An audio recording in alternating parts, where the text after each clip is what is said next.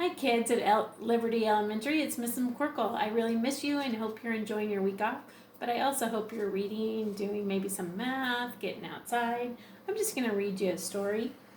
And to think that I saw it on Mulberry Street. When I leave the house to walk to school, Dad always says to me, "Marco, keep your eyelids up and see what you can see." But when I tell him where I've been and what I think I've seen, he looks at me and sternly says, "Your eyesight's much too keen. Stop telling such outlandish tales. Stop telling minnows into whales." Now what can I say when I get home today? So are you guys looking at what you can see each day and talking about it? All the long way to school and all the way back, I've looked and I've looked, but I've kept careful track. But all that I've noticed, except my own feet, was a horse and a wagon on Mulberry Street. What's on your street?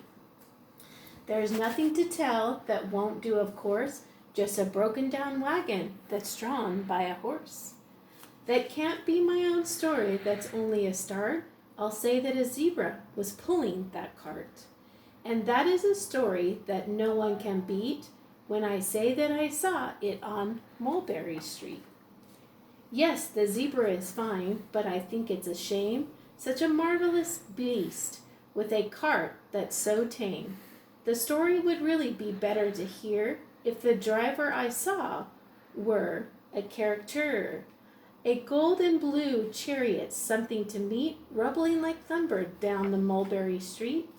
No, it won't do at all, the zebra's too small. A reindeer is better, he's fast, and he's fleet. And he'd look mighty smart on an old Mulberry Street. A reindeer and sleigh, say anyone could think of that? Jack or Fred or Joe or Nat. Do you hear those rhyming words? Say even Jane could think of that, but it isn't too late to make one little change. A sleigh and an elephant, there's something so strange. I'd pick one with plenty of power and size, a blue one with plenty of fun in his eyes, and then just to give him a little more time, have a Rajah with rubies perched high on a throne. Say that makes a story that no one can beat. When I say that I saw it on Mulberry Street, can you go through your house and find things that are blue? But now I don't know, it still doesn't seem right. An elephant pulling a thing that's so light would whip it around in the air like a kite, but he'd look simply grand with a great big brass band.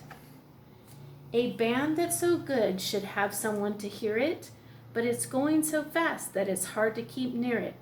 I'll put on a trailer, I know they won't mind if a man sits and listens while hitched on behind. But now is that fair? Is it fair what I've done? I'll bet those wagons weigh more than a ton. That's really too heavy, a load for one beast. I'll give him some helpers. Who needs two at least? But now what worries me is this. Mulberry Street runs into bliss. Unless there's something I can fix up, there'll be an awful traffic mix-up. It takes police to do the trick, to guide them through where traffic is thick. It takes police to do the trick. They'll never crash now. They'll race up to top speed with Sergeant Mulvaney himself at the lead. Can you count how many police are in that picture? The mayor is there, and he thinks it's grand, and he raises his hat, and they dash by the stand. The mayor is there, and the aldermen too, all waving big banners of red, white, and blue. Can you point to things that are red, white, and blue? And that is the story that no one can beat when I say that I saw it on Mulberry Street. With a roar of his motor, and an airplane appears and dumps out a confetti where everyone cheers. And that makes a story that's really not bad, but it still could be better, suppose that I add.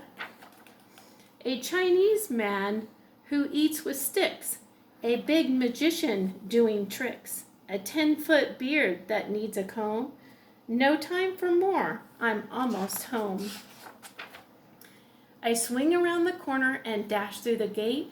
I run up the steps and I felt simply great, for I had a story that no one could beat, and to think that I saw it on Mulberry Street. But Dad said quite calmly, just draw up your stool and tell me your sights on the way home from school. There was so much to tell, I just couldn't begin. Dad looked at me sharply and pulled at his chin. He frowned at me sternly from there in his seat. Was there nothing to look at, no people to greet? Did nothing excite you or make your heart beat? The end. Why don't you think of a story? And I can't wait to see you soon. Bye!